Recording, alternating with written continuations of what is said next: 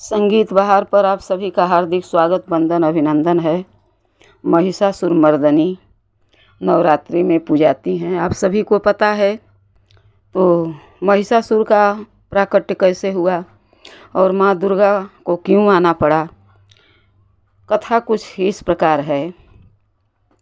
पौराणिक कथा के अनुसार महिषासुर एक राक्षस था।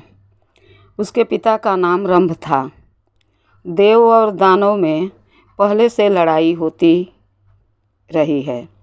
रंभ जल में रहने वाली एक महिषी से प्रेम कर बैठा और महिषी से प्रेम कर बैठने के कारण वो दोनों के संयोग से एक पुत्र पैदा हुआ जो महिषासुर के नाम से जाना जाने लगा। दोनों के प्रवृत्ति के कारण उसके अंदर आधा राक्षस और आधा भैंस का आकृति बन जाती थी। आवश्यकता अनुसार जब वो चाहता था तो अपने भेष बदल लेता था।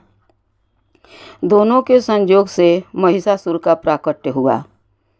उसकी आकृति आधा राक्षस आधा भैंस का हो जाया करता था, यानी आवश्यकता अनुसार वह राक्षस या भैंसा बन जाया करता था। उसने तपस्या से वरदान प्राप्त कर रखा था कि उसे कोई सुर नर मुनि कोई भी उसे देवगण मार नहीं सकता। उसको ये ज़बरदस्त वरदान मिलने के वजह से उसका आतंक पृथ्वी पर बहुत ज़्यादा बढ़ गया। लेकिन वरदान देते समय उसको कहा गया था कि तुम्हारी मृत्यु एक कुंवारी कन्या के हाथों होगी, जिसे महिषासुर हल्के में लिया। उसने सोचा कि देव दानव सुर नर मुनि जन कोई भी जब मुझे नहीं मार सकता तो भला एक लड़की मेरा क्या बिगाड़ सकती है। ऐसा उसने सोचा। ऐसा उसने सोच करके अपने पृथ्वी पर मनमाना करने लगा। आतंक चारों तरफ उसका इतना बढ़ गया कि धरती त्राही त्राही करने लगी।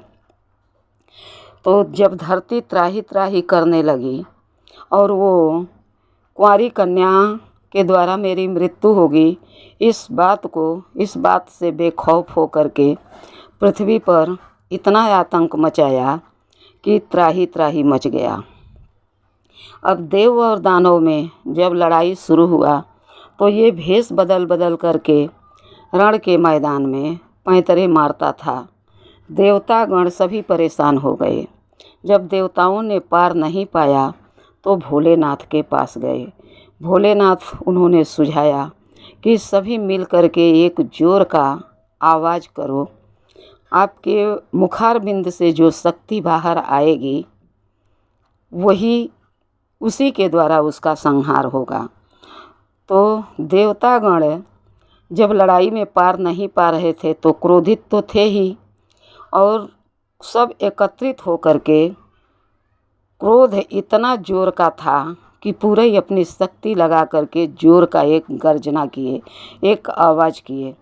तो देवताओं के मुख से निकली हुई आवाज़ जो थी वो एक शक्ति के रूप में प्रकट हुई। वह एक शक्ति के रूप में प्रकट हुई और जब शक्ति के रूप में प्रकट हुई तो देवतागण ताली बजाए और बहुत खुश हुए और सबने खुशी में आकर के अपने अपने हथियार उनको प्रदान किए। जब वो हथियारों से अष्टभुजी माता जब लैस हो गई तो उन्होंने सवारी के बारे में सोचा। तब उन्होंने अपने आप शेर की सवारी करना पसंद की। शेर पर सवार हो गई अष्टभुजी रूप में, 8 हाथों में हथियार से सुसज्जित, और शेर को प्रकट करनी अपने शक्ति से, और शेर पर सवार होकर के वो लड़ाई के क्षेत्र में गई। महिषासुर पैंतरे बदल बदल करके लड़ाई करता था। तो इधर जब देवताओं के द्वारा ये शक्ति उत्पन्न हो गई और महिषासुर मर्दनी, तब दोनों का आमना सामना हुआ। जब दोनों का आमना सामना हुआ तो माँ दुर्गा के अंदर सब देवताओं की शक्ति और जो हथियार थे उनके पास बरकरार थे। इसलिए पैंतरा मार मार करके महिषासुर हालांकि भेष बदल लेता था फिर भी, लेकिन अब उसको वरदान मिला था और वो वरदान चरितार्थ हो गया था। तो अब महिषासुर हारने लगा। तब महिषासुर मर्दनी, तब माँ दुर्गा पैंतरा मार मार करके उसको थका दी और हन हन करके भाले से वार करके महिषासुर का संहार कर दी। तो इसी वजह से माँ दुर्गा को महिषासुर मर्दनी कहा जाता है।